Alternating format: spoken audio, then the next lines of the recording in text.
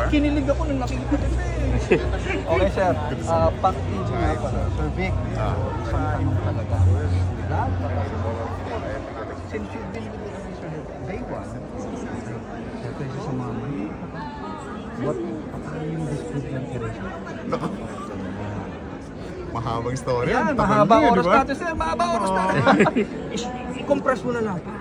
Okay, compress. Kasi unang-una ko na-meet si Ellie. Naghahanap kami ng copywriter sa opisina. Tapos, si Jempo, nag-apply si Ellie. Tapos habang nandun sa opisina, habang natutulog, panay yung kapit ng kaset sa akin. Boss, pakinggan mo naman ito. Pakinggan mo naman ito.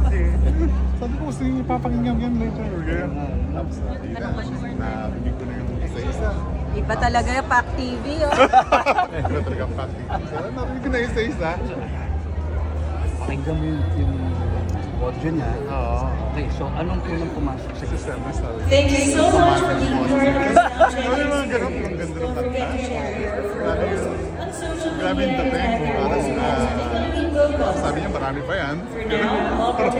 So, anyway, napakinggan ko halos buong album.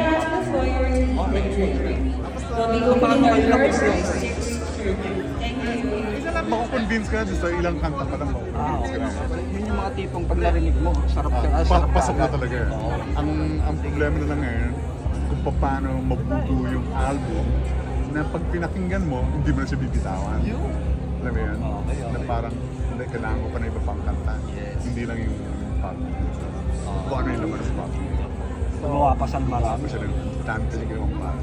Gaano katagal na buo yung first album? Matagal din eh. Siguro, hindi naman matagal. Siguro within a year, mga 1 year period eh. Sinabit niya yung buong album. Pasak yun na yun. Pero buo na ba sila na? Sila na yun. Sila na yun. And then eventually namit mo na rin. And the rest is history. Sobrang lakas. Yun na nga. Yun yung mga kanta na lahat. Sabi natin na gusto mo maring, alam mo nakiklik ka. Sa pagka relate na relate. Yes, lalo ng mga letra. So, yun, narinig nyo mula sa alamat. Alamat.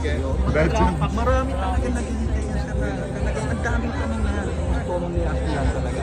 Now we know, and thank you so much sir.